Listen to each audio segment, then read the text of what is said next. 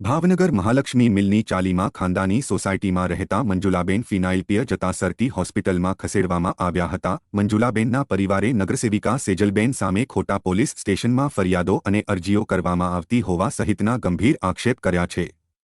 હાલમાં સેજલબેને મેહુલ સામે ખોટી ફરિયાદ કરી હોવાનું ઉપરાંત સેજલબેન દ્વારા દર મહિને રૂપિયા લેતા હોવાનો પણ આક્ષેપ કર્યો હતો। આમ નગરસેવિકા દ્વારા કરવામાં આવેલી ફરિયાદમાં નવો વળાંક આવ્યો છે।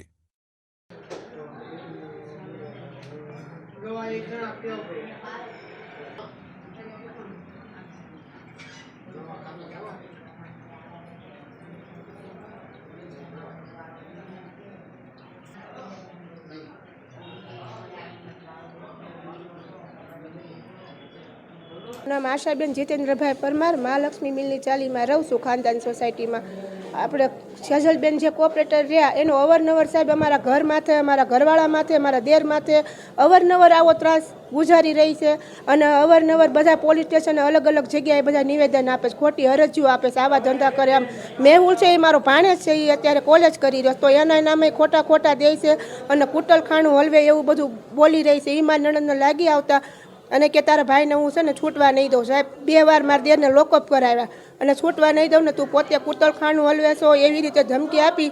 સંજયભાઈ રહ્યા એ દારૂનો ધંધો સાહેબ કરતા હતા પહેલાં અને એની પાસે સેજલબેન દર મહિને દર 1લી તારીખે 20,000 રૂપિયા એને આપતા હતા।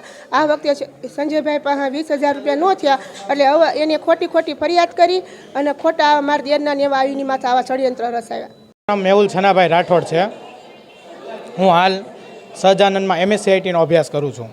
ઘટનામાં તો એવું છે કે ગઈકાલે જે સેજલબેને નિવેદન આપેલું કે ખાનદાન સોસાયટીમાં કૂટણખાનું હાલે છે અને બીજા અલગ અલગ ધંધા થાય છે, પણ એવું કોઈ જાતની પ્રવૃત્તિ થતી નથી। તેના ઓલામાં બધા બૈરાઓ જે બહાર આવતા કે ભાઈ અમે આવી રીતના મીડિયામાં નિવેદન આપી કે આવું કાંઈ થતું નથી, તો સેજલબેને કેમ આવું બોલ્યા મીડિયા સમક્ષ, તેના કારણે બધા બૈરા બહાર આવતા। સેજલબેને તે 2 જણાએ એવું કીધેલું કે તમે આવું કંઈ નિવેદન આપતા નહીં મીડિયા સમક્ષ, નકર હું આશીષભાઈને છૂટવા નહીં દઉં। તેના ઓલામાં આવીને મંજુલાબેન જે એમના બેન થાય તે દવા પી ગયેલ છે અને હાલ અત્યારે ઇમરજન્સી વોર્ડમાં તેની ટ્રીટમેન્ટ ચાલી રહી છે બધી।